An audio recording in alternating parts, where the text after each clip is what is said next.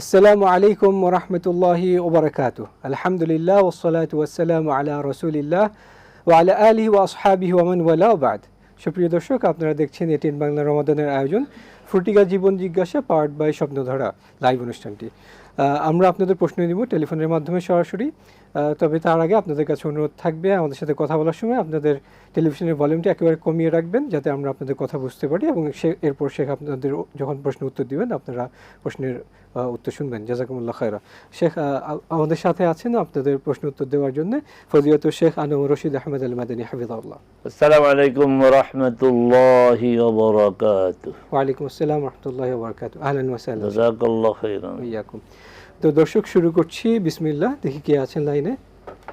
আচ্ছা, এটা কেটে গেছে। শেখ, আমাদের হাতে এক প্রশ্ন ছিল, সেটা হচ্ছে জানতে চাচ্ছিলেন যে উনি জানেন যে 7.5 ভরি স্বর্ণ হচ্ছে যাকাতের নিসাব, তবে ওনার কাছে 7.5 ভরি নেই, ওনার কাছে 3 ভরি আছে, সাথে ওনার সঞ্চয় আছে 50,000 টাকার মতো। ওনার যাকাত হবে কিনা? তবে সে তার আগে আমরা একটু প্রশ্ন নিয়ে নিচ্ছি, কল চলে আসছে। আসসালামু আলাইকুম রহমতুল্লাহ। ওয়ালাইকুম সালাম ওয়া রাহমাতুল্লাহি ওয়া বারাকাতুহু। হুজুর, আমি সুনামগঞ্জ জলমপাড়া থেকে ইনুস বলছিলাম। জি, বলুন। হুজুর, আমার 3টে প্রশ্ন। প্রথম প্রশ্নটা হলো যে ইহুদিদের কোন নবীর বংশধর ইহুদিরা? আচ্ছা। আর 2 নম্বর প্রশ্ন হলো ইহুদিদের জাতিগত বৈশিষ্ট্য কি? আর 3 নম্বর প্রশ্ন হলো ইহুদিদেরকে হেদায়েতের জন্য প্রধানত কোন নবী প্রেরিত হয়েছিলেন? আচ্ছা, ঠিক আছে, ধন্যবাদ। اللهم لك الحمد حمد الشاكرين وصلي وسلم على رسولك الأمين وآله وصحبه ومن تبعهم بإحسان إلى يوم الدين। রমাদান মাস কোরআন নাযিলের মাস, সিয়ামের মাস। মাসটি শেষ হওয়ার পথে আমরা এই সময়ে লাইলাতুল কদর, তারপরে যাকাত, ইতিকাফ, সাদাকাতুল ফিতর এই জাতীয় প্রশ্ন করব, কারণ এর দ্বারাই আমরা উপকৃত হব, আমাদের দর্শক শ্রোতারাও উপকৃত হবে। এর বাইরের প্রশ্নগুলো সারা বছরই করা যায়। আল্লাহ আমাদেরকে তৌফিক দিন যেন সময় উপযোগী প্রশ্ন করি। প্রথম প্রশ্নটি ছিল আমাদের লাইভের আগেই প্রশ্ন তো আসে, অনেকে তো অপেক্ষায় থাকে, প্রশ্ন করে, জন্য যৌক্তিক বাস্তবসম্মত প্রশ্ন হলেই সবাই উপকৃত হবে। যাকাত 7.5 ভরি হচ্ছে নিসাব। এটা আপনার এখন তার কাছে আছে 3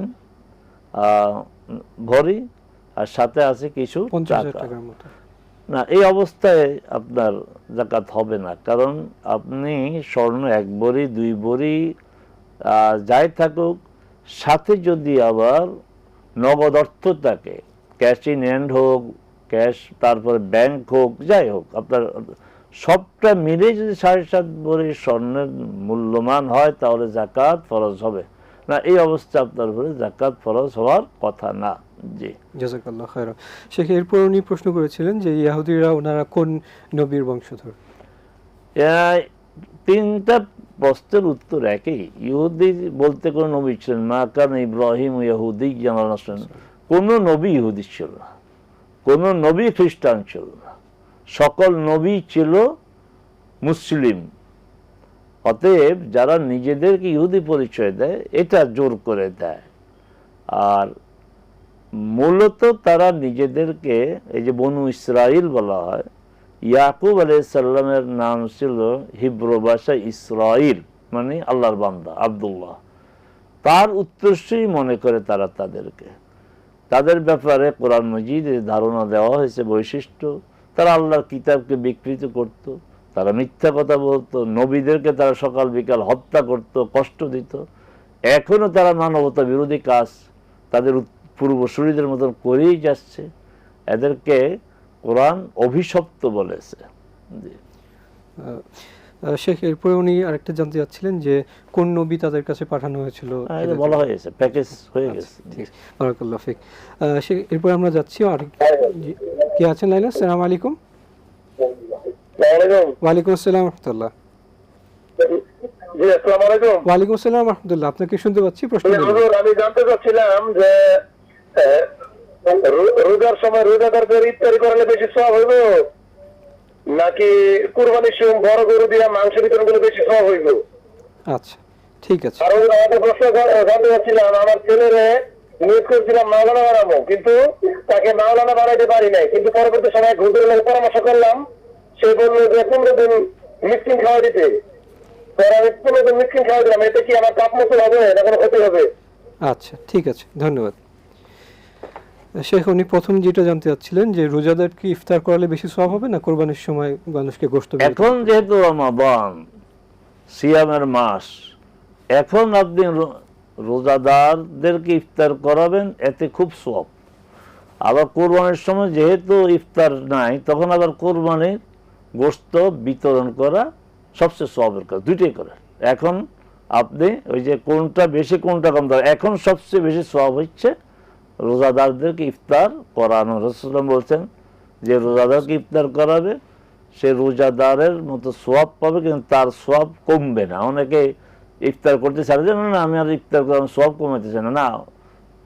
যিনি ইফতার করবেন তার রোজার সওয়াব একটু কমবে না, যিনি করাবেন সওয়াব পাবেন। এখন এটা করেন, এরপর আবার আল্লাহ যদি তৌফিক দেয় কোরবানির সময় আপনার গরু একটা দুইটা বেশি কিনেন বা বড় গরু কিনে কোরবানির গোশত বিতরণ, তখন আবার ওটার মধ্যে সওয়াব বেশি।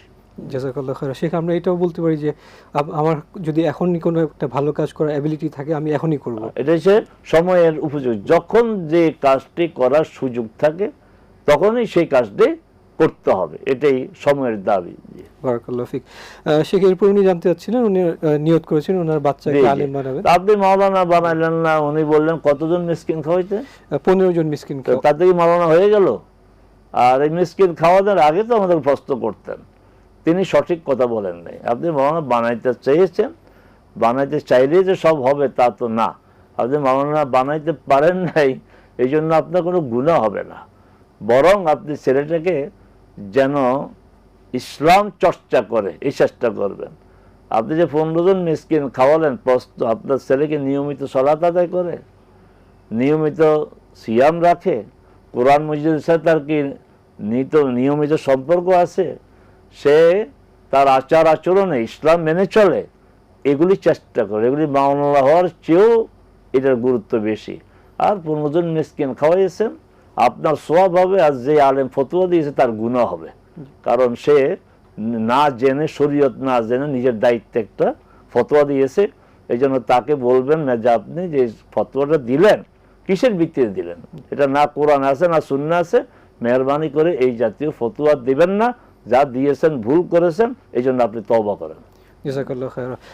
শেখ, আমাদের হাতে একটি প্রশ্ন ছিল যে আল্লাহ সুবহানাহু ওয়া তাআলা বলছেন কোরআন সূরা আল বাকারাতে রোজার ব্যাপারে যে লাআল্লাকুম তাত্তাকুন। তো রোজার মাধ্যমে আমরা কিভাবে তাকওয়া অর্জন করতে পারি? খুবই প্রাসঙ্গিক প্রশ্ন, এই ধরনের প্রশ্ন তো হওয়া প্রয়োজন। আচ্ছা, এই যে আল্লাহ সুবহানাহু ওয়া তাআলা বললেন যে সিয়াম বিধিবদ্ধ করে দেওয়া হয়েছে, শুধু তোমাদের উপরে না, অতীতে যারা ছিল সবার উপরে। উদ্দেশ্য কি? তাকওয়া অর্জন করা। তো সিয়ামের মাধ্যমে তাকওয়া, প্রথমে তাকওয়াটা কি? তাকওয়ার কোনো বিশেষ কোনো ধরন নাই, ডিজাইন নাই। তাকওয়ার ব্যাখ্যা যার উপরে কোরআন নাযিল তিনি দিয়েছেন। তিনি বলছেন আত্তাকওয়া হাহুনা, আত্তাকওয়া হাহুনা, আত্তাকওয়া হাহুনা। তাকওয়া এখানে, এখানে, এখানে, এভাবে হাত দেখে বলছেন, সাহাবেক হাত দেখে বলছেন, এখানে আঙুল দিয়ে। তাহলে বোঝা গেল তাকওয়া এটার বাহিরে একটা প্রকাশ ঘটবে, কিন্তু মূল সোর্সটা হচ্ছে ভিতরে, এটা পাওয়ার হাউস। তাহলে আমরা এটা বলতে পারি তাকওয়া হচ্ছে এমন একটা শক্তি, পাওয়ার, যা মানুষকে নিয়ন্ত্রণ করবে, মানুষকে আল্লাহর বিধান অনুযায়ী চলতে উদ্বুদ্ধ করবে, মানুষকে বলবে যে আল্লাহ বলেছেন করো, করবে না, এটা করতে পারবেন, আল্লাহ নিষেধ করেছে। এই যে ভিতরে যে ফোর্সটা, এটার নাম হচ্ছে তাকওয়া। বাহ্যিক এখন আমরা এই পোশাকই তাকওয়া। একজনের মানুষের মানে তার দাঁড়িয়ে রাখা সুন্নত ঠিকই আছে, পোশাক পরিচয় দিক থেকে সব ঠিক আছে, এই পোশাক দেখে বলি কি লোকটা খুব মুত্তাকি, না, মোটেই ঠিক না। এই বেশভূষার দেখে মুত্তাকি বলার কোনো সুযোগ নাই।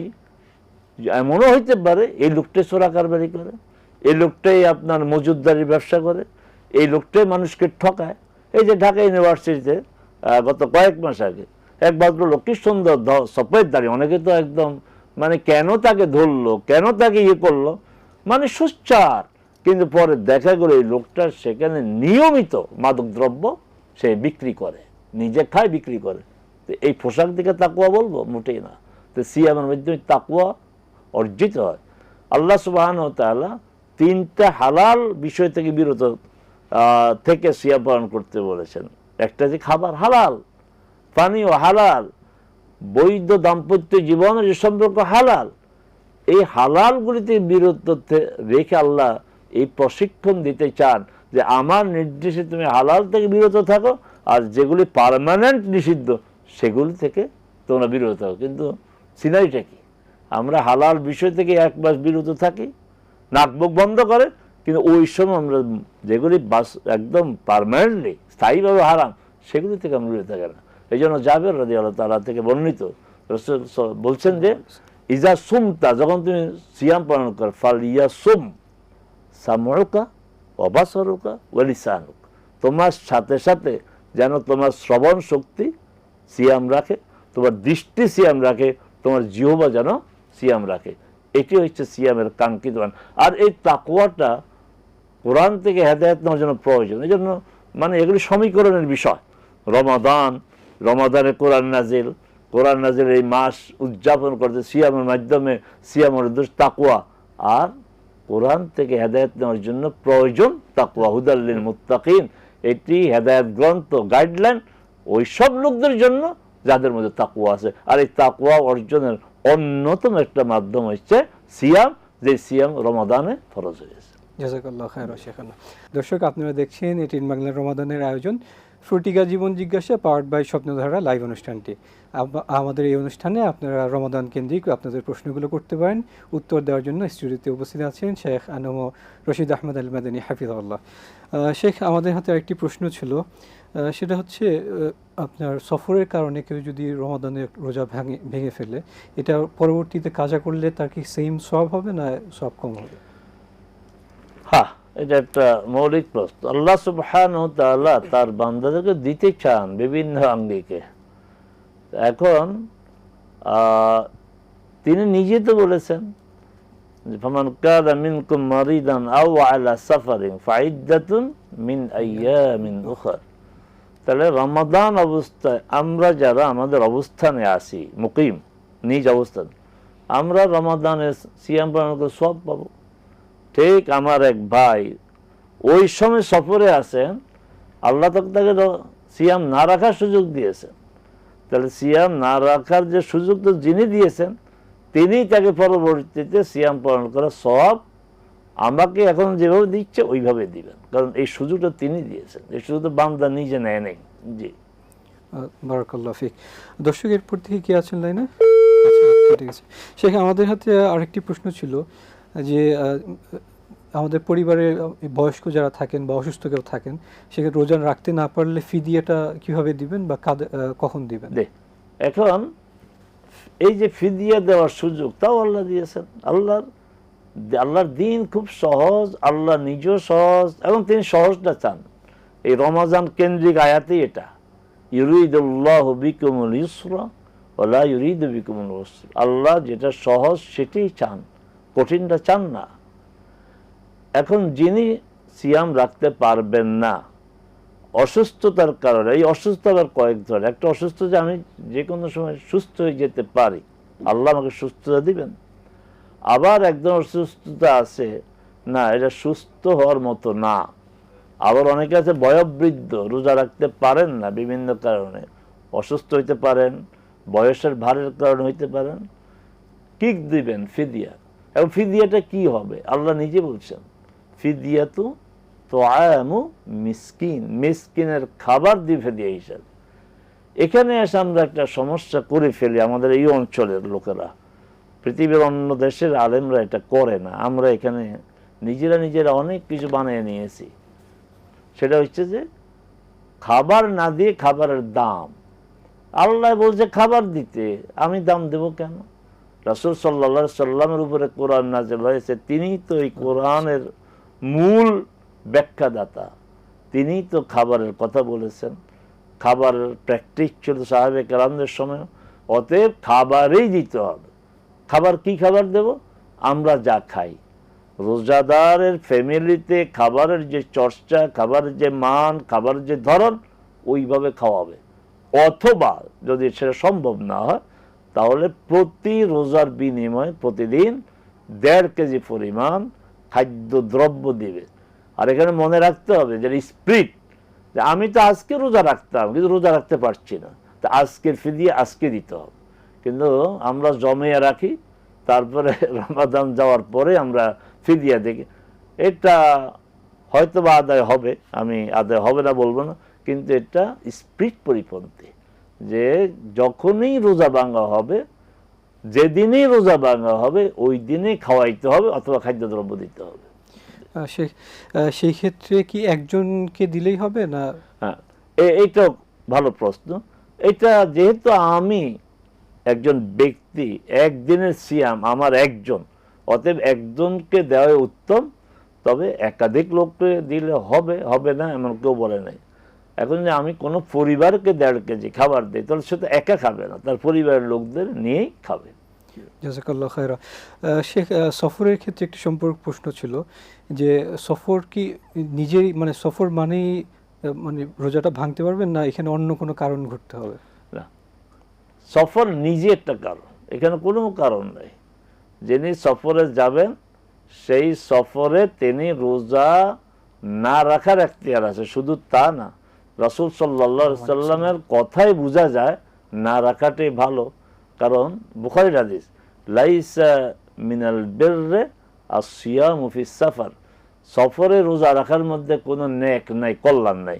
তো রাসূল সাল্লামের এই স্পষ্ট উচ্চারণে বোঝা যায় যে সফরে সিয়াম রাখার চেয়ে না রাখাই উত্তম।